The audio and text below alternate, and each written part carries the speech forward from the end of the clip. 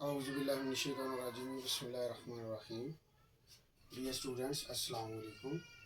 आज हम चैप्टर 3 में जो आर्टिकल डिस्कस करने जा रहे हैं वो हाइब्रिडाइजेशन। हाइब्रिडाइजेशन क्या होता है? हाइब्रिडाइजेशन एक वर्ड हाइब्रिड से निकला है जिसका मतलब है दोगलापन। दोगलापन मतलब कि जो प्रॉपर्टीज़ दोनों के अंदर पाई जाती है वो उसके अंदर लाई करे। फॉर एग्ज़ाम्पल, अगर मैं इधर एक हाइब्रिडाइजेशन की एग्जांपल पहले लेके चलूँ, फिर अब मैं इसकी डेफिनेशन करूँगा। ये मेरे पास एक ऑर्बिटल है जो कि है एस। अब से other orbital is P orbital. अब ये मेरे पास एस ऑर्बिटल है, ये पी ऑर्बिटल है। इसकी शेप स्फेरिकल है, इसकी शेप डंबल है। अब जब ये जब दोनों आपस में इंटरमिक्स होंगे, ओवरलैप करेंगे, तो ये बना देंगे सेम शेप इस तरह की। ये बड़ा लूप है, ये छोटा लूप है। ये बड़ा लूप है, ये छोटा लूप है। छोटा लूप आपने दिखाना दिखा दे, नहीं तो कोई इशू नहीं है। जिस तरह ये पी डबल शेप में है, ये पी हैज टू लूप्स। ये एमसीक्यू भी आता है और एक्सरसाइज के अंदर पढ़ा भी है। जब ये दोनों आपस में इंटरमिक्स होंगे तो ये दो नेल इन्होंने ऑर्बिटल्स बना दिए। अब ये जो एटॉमिक ऑर्बिटल्स हैं हमारे पास, इनकी इन दोनों की अगर आप देखें तो दोनों की शेप डिफरेंट है। जैसे मैंने पहले बोला, एस स्फेरिकल शेप है, पी डंबल शेप है। जब तो दोनों आपस में इंटरमिक्स हुए तो एक नई शेप बन गई जो कि दोनों की सेम है। तो अब जब मैं इसको लिखूंगा तो ये बन जाएगा मेरे पास इस तरह। ये छोटा लो, ये वाला अदर लो, और ये लीनियर शेप है। इस जगह हमारे पास एंगल 180 होगा। अब मैं फिर इसको एक्सप्लेन करता हूँ। मैंने कहा कि मैंने दो डिफरेंट एटॉमिक ऑर्बिटल्स लिए। दे have different shape and different energy. जब आपस में इंटरमिक्स हुए तो सेम हमारे पास लूप बन गए इसके, सेम एटॉमिक। और शेप में अगर देखें तो ये दोनों सेम हो गए, तो दोनों मिलके इस तरह लीनियर शेप बन गया। इसकी डेफिनेशन से पहले हाइब्रिडाइजेशन को अगर अब आप ये ना इधर कहेंगे, देखें ना दोनों की शेप हमारे पास डिफरेंट है, इधर सेम किस तरह बनती है, ऐसे नहीं ये वाली शेप किस तरह इख्तियार कर ली। इसकी एग्जांपल मैं देता होता हूँ। आप एग्जांपल ले लें मिल्क शेक की। उसमें आप देखें, आप बनाना डालते हैं, मिल्क डालते हैं, शुगर डालते हैं। अब जब वो शेक बन जाता है, क्या बनाना की शेप वही रहती है? वो तो चेंज हो जाती है। वो एक मिक्सचर बन गया हमारे पास। इसी तरह जो हमारे पास शुगर पहले आपने डाली होती है, वो अब आपके पास उसी फॉर्म में थोड़ी रहती है, उसका शेप भी चेंज हो गया। तो ये हम बेसिकली उस पॉइंट को क्लियर करते हुए आगे हम इस तरह चलते हैं कि डिफरेंट एटॉमिक ऑर्बिटल्स है जब इंटरमिक्स हुए। अब जब वो मिल्क शेक हमारे पास इंटरमिक्स हो गया, उसके अंदर क्या क्या चीज़ें हैं, बनाना है, मिल्क है, शुगर है, तो एक नई शेप बन गई जिसको हमने मिल्क शेक का नाम दे दिया। अब ना हम उसको बनाना कह सकते हैं, ना मिल्क कह सकते हैं, ना उसको हम जस्ट शुगर कह सकते हैं। वो तो तीनों का मिक्सचर बन गया हमारे पास, तो एक ही शेप आ गई। तो इस तरह ये दोनों मिले तो दोनों की शेप क्या होगी? सेम होगी। तो जब आप इसको हाइब्रिडाइजेशन के अकॉर्डिंग लिखेंगे तो ये लीनियर शेप आ गया। अब मैं इसको डिफाइन करता हूँ। Different atom the process in which hybridisation क्या है कि एक प्रोसेस है जिसके अंदर हम क्या करते हैं dear student, the process in which different atomic orbitals या the atomic orbitals they have different shape and different energy. अगर इनकी शेप डिफरेंट है, जैसे ये डंबल शेप है, ये स्फेरिकल शेप है, शेप डिफरेंट है तो एनर्जी भी डिफरेंट होगी। इंटरमिक्स होते हैं टू फॉर्म, और आगे जो बनाते हैं टू फॉर्म न्यू ऑर्बिटल्स। जो नए ऑर्बिटल्स बने हैं मेरे पास, ये जो to form new atomic orbitals, they have same shape. इनकी देखिए शेप क्या है, दोनों की सेम और सेम एनर्जी होगी, इज कॉल्ड हाइब्रिडाइजेशन। अगेन मैं इसको एक्सप्लेन करता हूँ, ये डेफिनेशन इसकी शॉर्ट क्वेश्चन के तौर पर पूछी जा सकती है। Define atomic orbital hybridisation, the process in which the process in which different atomic orbitals, they have different shape and energy to form new orbitals, they have same shape and energy, is called hybridization। अब इसकी example हमने इस तरह इसको आगे लेके चले। अब ये बेसिकली मैं आपको ये बताता चलूँ कि हाइब्रिडाइजेशन की ज़रूरत क्यों पेश आई है। वैसे ही आपकी बुक वाले ने इसको एक्सप्लेन नहीं किया। तो इससे पहले हमने स्लाइडों के ऊपर पढ़ा था वीबीटी। एक्चुअली ये वाले आर्टिकल है ना, स्लाइड के ऊपर इसकी अंडरस्टैंडिंग अच्छी तरह नहीं होती। वीबीटी को भी बोर्ड के ऊपर ही हमें करना चाहिए था बाय द वे। अब वीबीटी जो हमें बताती थी, अगर आपको स्टूडेंट ये बात क्लियर हो, अगर आपने वो लेक्चर सुना हो, वीबीटी हमें बताती थी कि बॉन्ड फॉर्मेशन किस तरह होती है। और अकॉर्डिंग टू वीबीटी हम ये कहते थे कि जितने किसी भी ऑर्बिटल के अनपेयर्ड होते हैं उतने वो बॉन्ड बनाता है। बॉन्ड फॉर्मेशन हमने इसी से हमें पता चली थी कि half field atomic orbitals intermix होते हैं। ये हमें वीबीटी ने बताया था, लेकिन वीबीटी कम्प्लेक्स मॉलिक्यूल्स को एक्सप्लेन नहीं कर पाई।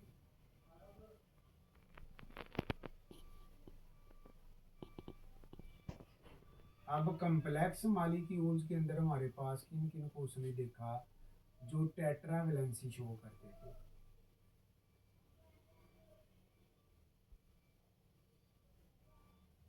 टेट्रा वैलेंसी या टेट्रा वैलेंट थे, उनमें हमारे पास carbon, H2O, NH3। Complex molecules को वीबीटी एक्सप्लेन नहीं कर रही। अब अकॉर्डिंग टू वीबीटी कार्बन के पास तो दो अनपेयर्ड है, इसका मतलब कार्बन को दो बॉन्ड बनाना चाहिए, लेकिन कार्बन क्या चार बॉन्ड बनाता है अकॉर्डिंग टू हाइब्रिडाइजेशन। अब पहले मैं वीबीटी लिखूं जो हमने पीछे पढ़ा था। कार्बन का एटॉमिक नंबर 6 होता है, 1s2, 2s2 और 2p2।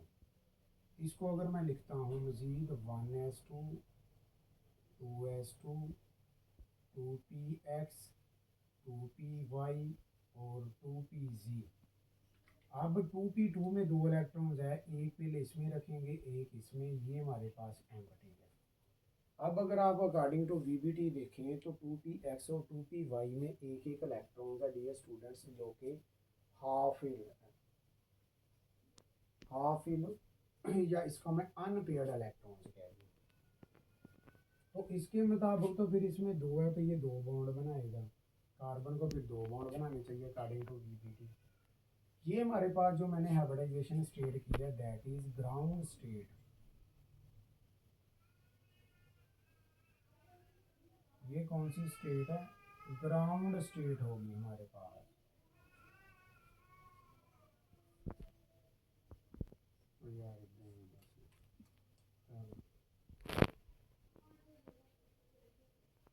अब ग्राउंड स्टेट की ये मैंने लिख दी। अब अगला जो हमारे पास कंसेप्ट होगा एक्साइटिव स्टेट वाला, वहाँ से हाइब्रिडाइजेशन अप्लाई होता है। तो मैं इसको लिखता हूँ again, carbon 6 atomic number, 1s2, 2s, 2px, 2py और 2pz। अब पहले मेरे पास अगर मैं इसके अकॉर्डिंग लिखूँ तो एक इलेक्ट्रॉन इसमें और ये मैंने ऊपर वाली ही लिख दी है। अब होता क्या है, ग्राउंड स्टेट से जब इलेक्ट्रॉन लेके एक्साइटिंग स्टेट में जाता है तो यहाँ से एक इलेक्ट्रॉन एनर्जी लेके, जब ग्राउंड से इलेक्ट्रॉन एनर्जी लेके एक्साइटिंग स्टेट में जाता है तो यहाँ से एक इलेक्ट्रॉन शिफ्ट हो जाता है फिर 2px के अंदर। अब according to this situation carbon has 4 unpaired electron, 4 half filled orbitals के मुताबिक फिर हमारे पास ये 4 अनपेयर्ड है। इस वाली स्टेट को हम बोलेंगे एक्साइटेड स्टेट।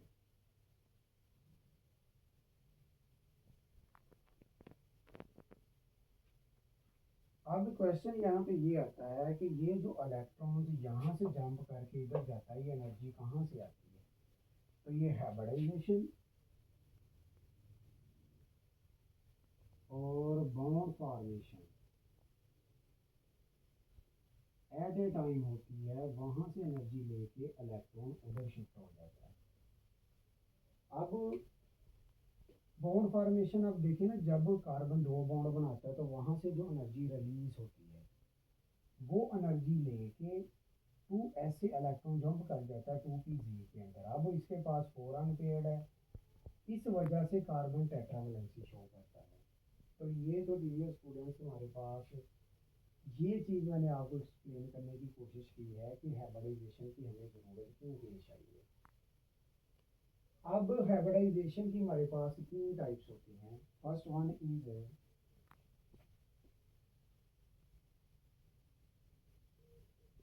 sp3 hybridisation.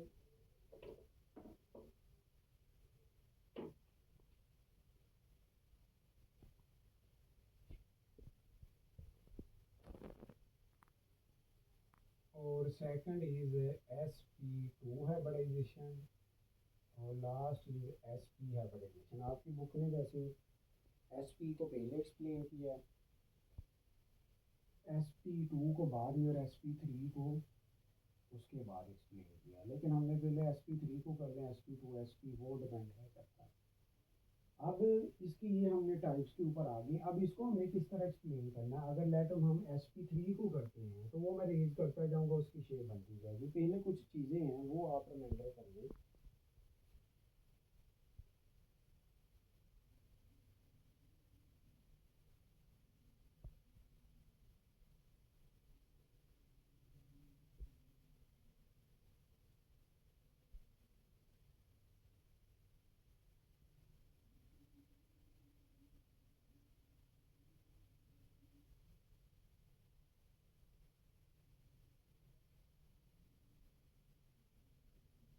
कि हमें पहले पता किस तरह चलेगा कि किसके अंदर कौन सी हाइब्रिडाइजेशन है, फिर हम वन बाई वन इसको एक्सप्लेन करते हैं। तो ये एक ट्रिक है, इसको आप ध्यान में रखना। Sigma bond plus lone pair, इन दोनों को ऐड करके अगर हमारे पास आंस आएगा 4 तो हाइब्रिडाइजेशन होगी sp3। ऐड करके आंस आएगा 3, हाइब्रिडाइजेशन होगी sp2। ऐड करके आंस आएगा 2, हाइब्रिडाइजेशन होगी sp। ये बात नोट कर लो। फॉर एग्जाम्पल मैं एक दो एग्जाम्पल पहले डिस्कस करता हूँ, फिर मैं उसकी टाइप्स की तरफ आऊँगा। जिस तरह मेरे पास है एक कंपाउंड, मैं जनरल लिख लेता हूँ, लाइक वाटर लिखते हैं H2O। ये इसका स्ट्रक्चर होता है, ये आपने छोटी क्लासेस में भी पढ़ा है। अब इसमें देखें, सिग्मा बॉन्ड को लेना है, पाई बॉन्ड को नहीं लेना है। सिग्मा बॉन्ड एक ये बॉन्ड है, एक ये बॉन्ड है, दो सिग्मा बॉन्ड है। और लॉन पेयर इसके ऊपर 1 2 लॉन पेयर है, तो आंस क्या आ जाएगा 4। तो इसके अंदर हाइब्रिडाइजेशन sp3 होगी। ये स्ट्रक्चर बनाना हर चीज़ आपके लिए आसान होगा। अब अगेन मैं फिर एक और एग्जांपल लेता हूँ, जैसे मीथेन की आप ले लें।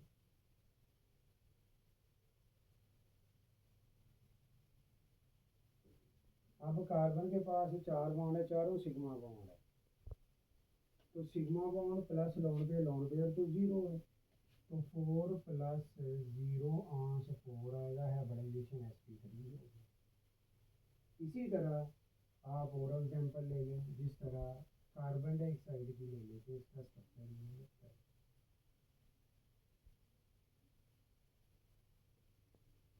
अब चूंकि हमें सिग्मा बॉन्ड देखने, कार्बन के अंदर एक ये सिग्मा एक ये सिग्मा, बाकी दूसरा तो पाई है, तो 2 सिग्मा है। लोन पेयर 0 है कार्बन के ऊपर, तो 2 आंस है, इसमें हाइब्रिडाइजेशन कौन सी होगी sp2 सॉरी sp होगी। इसी तरह आप Br3 की एग्जांपल ले लें। जब आपको ये पता होगा फिर नेक्स्ट प्रोसेस इजी होगा। अभी ये तो बाद में हमें पता होना चाहिए, लेकिन मैं आपको पहले बता रहा हूँ। जैसे ब्रोन है, अब इसके पास सिग्मा बॉन्ड 1 2 3, तो sigma bond plus lone pair कोई नहीं है, 3 प्लस 0 आंस 3 आएगा, हाइब्रिडाइजेशन इसमें sp2 होगी। तो ये तो था कि हम किस तरह खुद निकाल सकते हैं एक ट्रिक के अकॉर्डिंग कि किस मालिक्यूल के अंदर हाइब्रिडाइजेशन कौन सी होती है। और कीप इन माइंड, हाइब्रिडाइजेशन जैसे मैंने बोल दिया मालिक्यूल की नहीं होती, मालिक्यूल के अंदर सेंट्रल एटम या एन अदर एटम की हाइब्रिडाइजेशन है। जैसे इधर मैं देखूँ तो कार्बन डाइऑक्साइड की जब मैं हाइब्रिडाइजेशन कहता हूँ इट मीन्स मैं ये कह रहा हूँ कि कार्बन डाइऑक्साइड के अंदर कार्बन की हाइब्रिडाइजेशन क्या है। तो वो देखें एस पी या पी है। अगर मैं देख पूछूँ कि कार्बन के अंदर कार्बन डाइऑक्साइड में ऑक्सीजन की हाइब्रिडाइजेशन क्या है, तो ऑक्सीजन दोनों में से जो सा मर्जी ले लें आप, ऑक्सीजन एक बॉन्ड सिग्मा बना रहा है, दो लॉन्ग पेयर है थ्री, तो इसके अंदर तो हाइब्रिडाइजेशन sp2 आ गई। इस तरह कार्बन डाइऑक्साइड की हाइब्रिडाइजेशन जब हम कहते हैं वैसे हम सेंट्रल एटम को पकड़ाते हैं। अगर मैं आपसे पूछूं कार्बन डाइऑक्साइड के अंदर ऑक्सीजन की हाइब्रिडाइजेशन कौन सी है, तो फिर आपको इस तरह बताना पड़ेगा। तो अब इनकी हम एक एक टाइप्स को आगे स्टडी करेंगे। First one is sp3 hybridisation.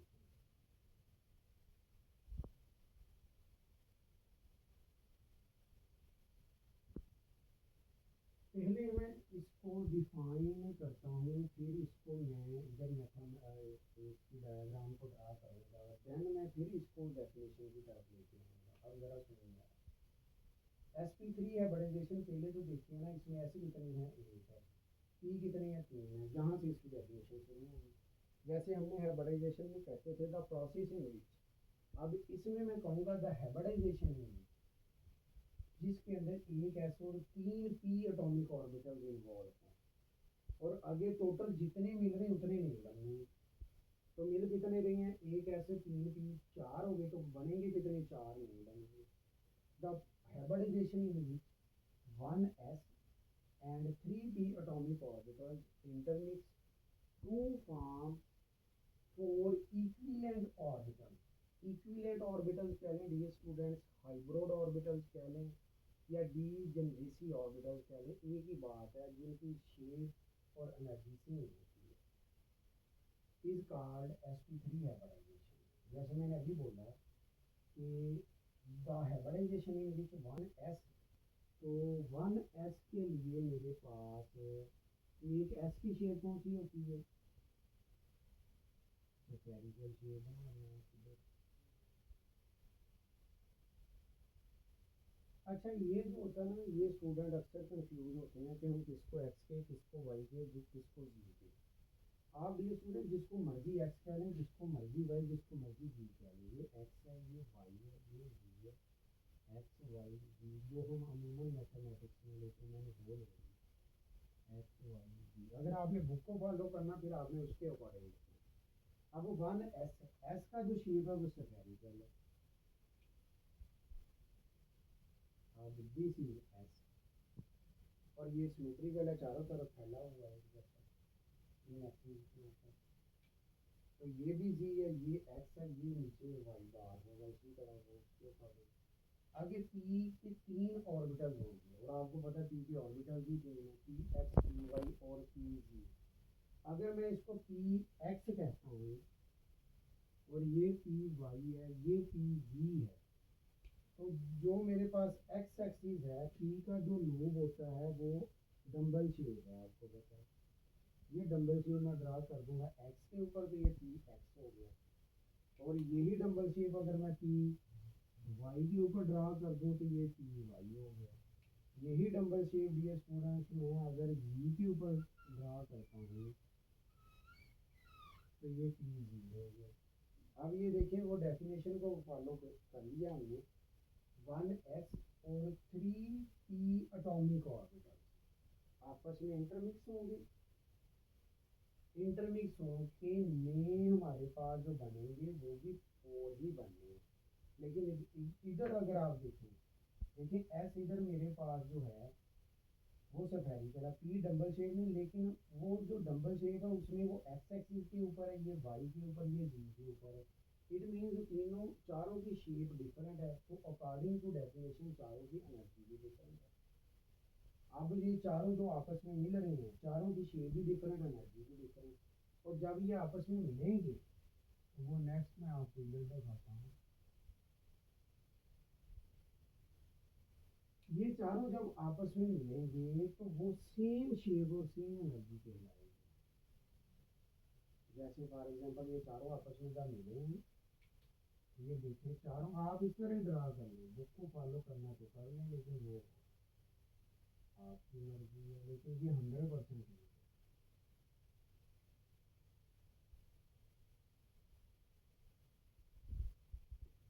अब चारों आपस में इंटरमिक्स हुए, चारों जो नए ऑर्बिट एटॉमिक ऑर्बिटल्स बने हैं दे have same shape and same energy.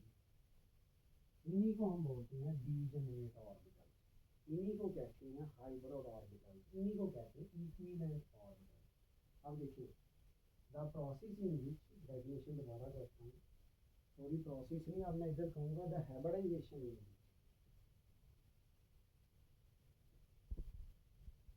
विच,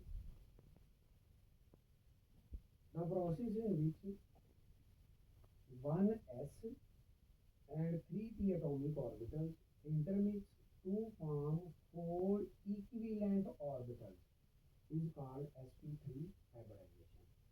इसी तरह अब नेक्स्ट, अब देखें ये बात पहले नोट कर लें, वो मैंने आपको पहले भी बतानी थी कि कुछ चीज़ें रिमाइंडर आप रख लें इनको, कि जब हमारे पास sp3 हाइब्रिडाइजेशन होगी डियर स्टूडेंट,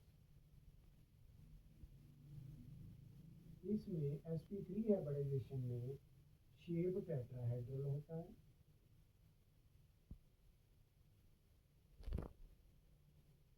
और एंगल 109.5 डिग्री होता है। sp2 हाइब्रिडाइजेशन में शेप ट्राइगोनल होता है, ट्राइगोनल प्लेन, और एंगल 120 डिग्री होता है। sp हाइब्रिडाइजेशन में शेप लीनियर होता है और एंगल डियर स्टूडेंट्स 180 होता है। अब हम नेक्स्ट वीडियो के अंदर sp2 और sp को देखेंगे, फिर अब उसमें हम 1 बाई 1 उसकी एग्जाम्पल को स्टडी करेंगे। ओके, अल्लाह हाफिज़, टेक केयर, अस्सलाम।